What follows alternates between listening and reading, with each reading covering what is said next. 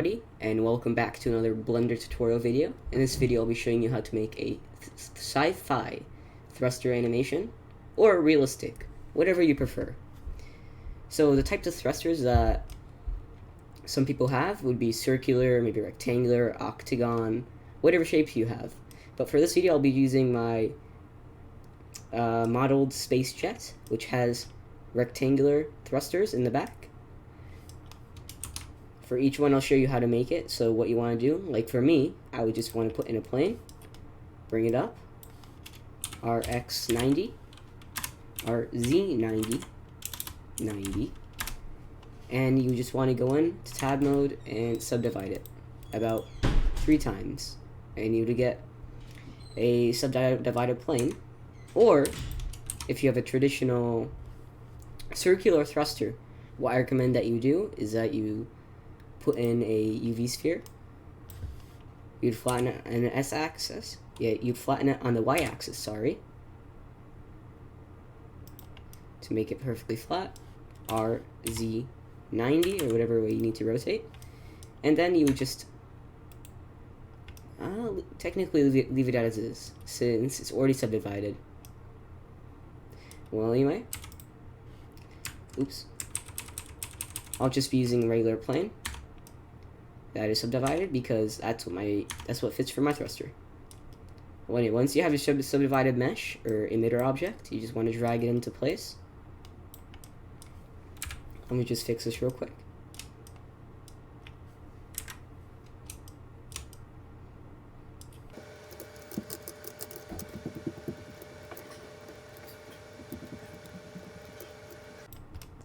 So once you have your mesh roughly in place where you want it to be, you want to go up here, edit, operator search, and type in quick smoke, and it will set up a pre-applied domain and smoke effects, just like my fireball video. So once you've inserted your quick smoke effect, what you want to do next is go over here to the physics tab and turn on dissolve, adaptive domain, and high resolution. What these will all do is it will just make the scene a lot better than it actually is. So once you've inserted your quick smoke effect, you want to go over here to the physics tab.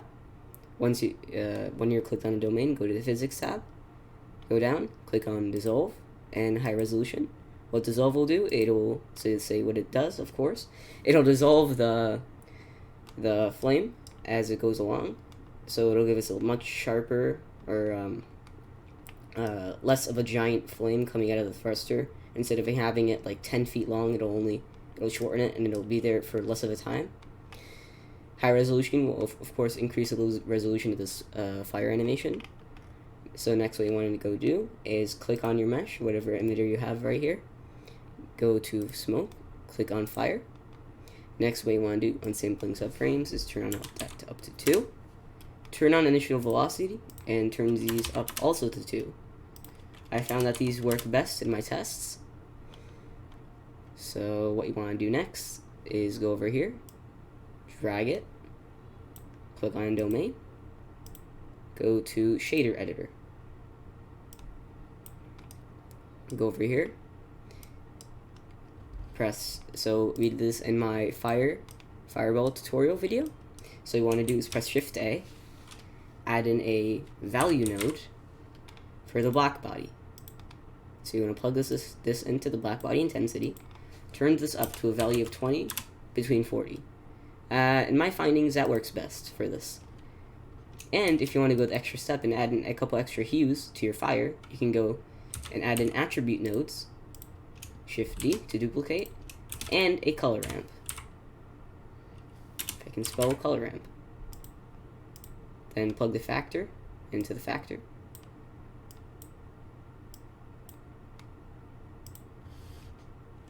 Oops, sorry. You should have added in a math node after this. Factor into the value, and factor into the value, and then add a color ramp.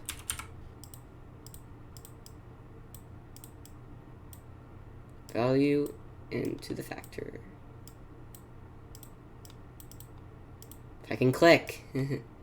Yeesh. Just organize a little more. Node setups can get a little messy if they're a little complicated. I've had that happen to me a couple times. So if you want, you can add in a couple of hues. Maybe let's just add in, I don't know, maybe like a purple hue, and add a plus. Add in maybe like a blue hue to it. Maybe it's like a little more hectic. Maybe like a pink, whatever you honestly want.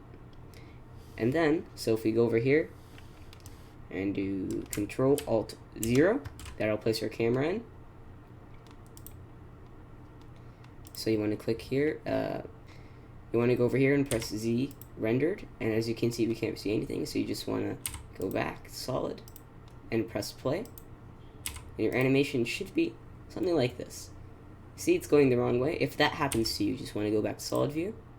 Click on your mesh. Press RZ180, and then just readjust it since the flow is going the wrong way. So once you've readjusted your mesh, the flow should be going the right way, and you should be getting this, or roughly something like this. So what you want to do next is extend your domain. So SZ, maybe squash it down, and just fit it around your flame animation. Close this out for now. If you want to go back later. Actually, don't close that out. I was mistaken. Go back to the shaded editor. If you want to, you can change the emission color. I forgot to add that. You can make it red, green, blue, pink, whatever color you want for your sci-fi animation, as I said in my fireball tutorial last video. So you want to close this out and go back here, press play, and you should get animation somewhat like this. Press Z, go to rendered, and you should have a fireball type of animation. It's a little too intense right now, so you go back to solid, maybe scale this down a little bit so it doesn't go across the edges. That's a little better. Also, what you want to do is click on your object, go to modifiers, add modifier, go to smoke if I can find it, right here. And once you want to go to the smoke animation, you go to the physics tab, go on type, and put in collision, so it acts as a collision object, so it won't go through or as much. That doesn't seem to work right now, so I'll just X that out. So go on your object. If that doesn't work for you, scale it down to just a little more, so you get less cutting. This looks to be fine. So what you want to do next is add in a little mask or tube for your fire to go straight out instead of going down, or downwards or upwards, or whatever way it's facing. So you want to do is press Shift A, add in whatever shape it is you want, just to keep in the fire, just to keep in this fire. So for me, it would be maybe a cube. So I would drag this over. Scale on the x-axis and scale on the z-axis just a little. Oops, not on the z, sorry. Control Z that. Go into wireframe mode just to check that everything is lined up. Scale it down a little. And overall just fit it to your thruster. So you want to go into tab, go back to solid actually first. X, delete faces on both sides. That is very important. Press tab again. And line it up just a little more. And then we want to go here and click smoke and make this a collision object. And then we want to go over here to modifiers and add a mask modifier so you can't see this in your animation. Go back, click play. As you can see, it's going perfectly straight, almost. And it actually starting to look like a good thruster. Maybe you want to scale this or bring this down just a little. So you get, because as you can see, I'm getting a little up on the top. If you're getting that too, bring that down.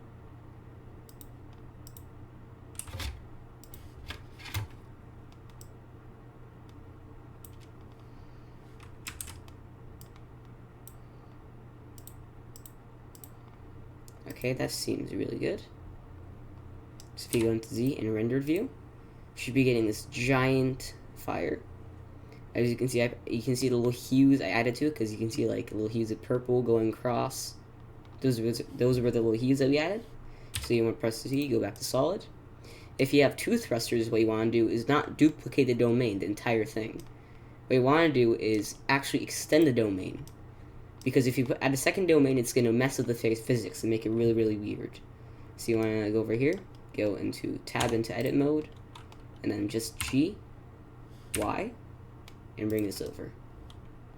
So press tab, select this, and select your mask. Plane, and the mask. Shift D on the Y axis, and just bring it over. Now you've successfully duplicated your thruster. No, you have two.